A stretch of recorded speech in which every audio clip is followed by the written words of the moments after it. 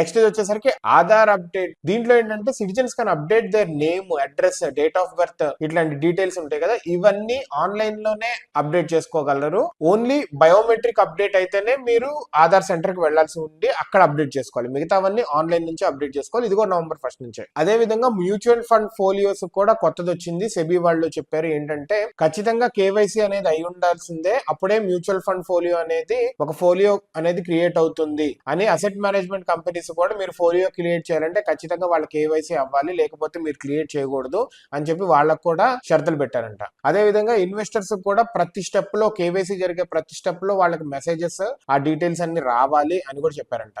ఈ చేంజెస్ అన్ని మేజర్ గా సేఫ్టీ బ్యాంకింగ్ కోసము, అదే విధంగా స్మూతర్ అసెట్ ఇన్హెరిటెన్స్ అంటే డబ్బుల్ని ఇన్హెరిట్ చేసుకుంటానికి ఈజియర్ గా, స్మూతర్ గా ఉండేటట్టుగా, అండ్ ఫైనాన్షియల్ ఫ్రాడ్ జరగకుండా ట్రాన్స్పరెన్సీ బాగా పెరిగేటట్టుగా ఉండేలాగా వీటన్నింటినీ ఐడియేట్ చేశారు అండ్ ఇవి ఇంప్లిమెంట్ చేస్తున్నారు November 1 నుంచి. వీ నీడ్ టు సీ ఇది గనక అన్ని సాఫీగా జరిగితే that is really very good change and very good loss